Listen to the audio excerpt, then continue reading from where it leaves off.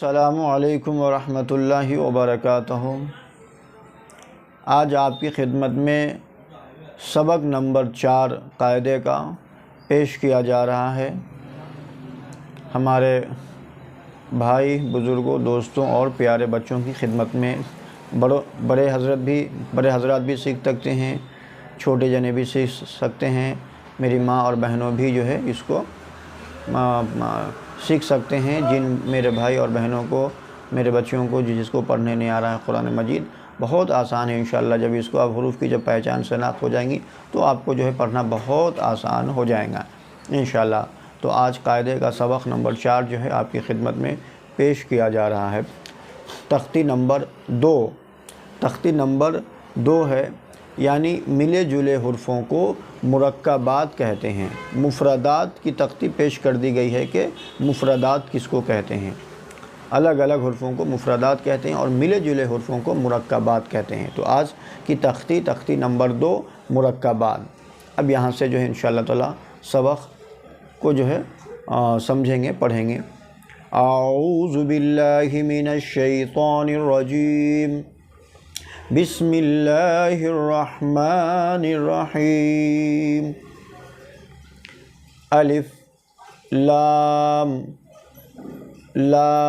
الف جیم الف لام الف میم الف لام الف با الف۔ ابھی جو کٹ منڈی جو میں اسے اگلا سبق میں جو کٹ منڈی آئے ہیں، تو جب وہ جو آدھا جو ہے جب اس کو جب پہچان لیں گے تو یہاں پہ مل کے آ رہا ہے۔ یہ لام ہے، لام کے ساتھ الف ہے۔ یہ جیم کی منڈی ہے اور اس کے ساتھ یہ الف آ رہا ہے۔ یہ لام ہے، لام کے ساتھ الف ہے۔ یہ میم کی منڈی ہے اور یہ جو ہے سو الف ہے یہ، اور یہ لام ہے، لام کے ساتھ الف ہے۔ با ہے، با کے ساتھ الف ہے۔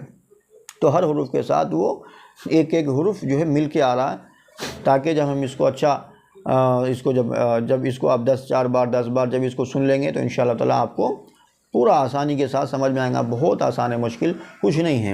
بس انشاءاللہ جب آپ اسی انداز سے جیسا بتایا جا رہا ہے آپ اس پہ پریکٹس کریں گے، بہت آسان ہو جائیں گا۔ چلیے، لام الف لام جیم لام الف لام با لام الف با لام با کاف کاف کاف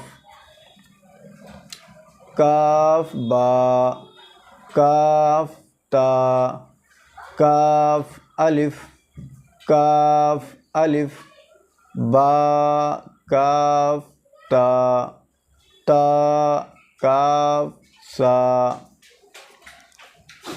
با تا سا نون یا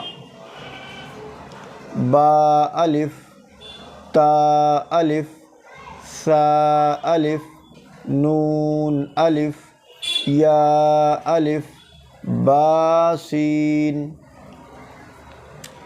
یا سین نون سین تا سین سا سین سا جیم تا حا۔